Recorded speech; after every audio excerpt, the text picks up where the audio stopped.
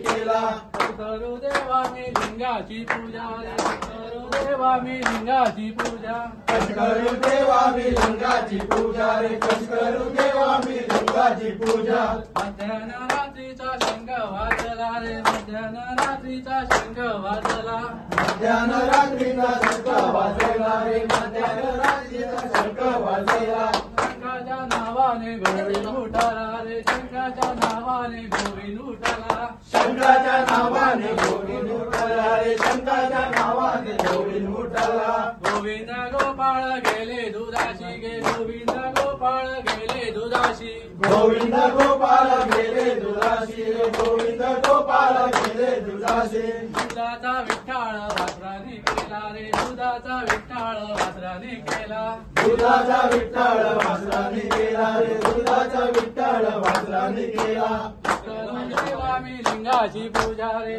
करू देवा मी लिंगाची पूजा करू देवा मी लिंगाची पूजा करू देवा मी लिंगाची पूजा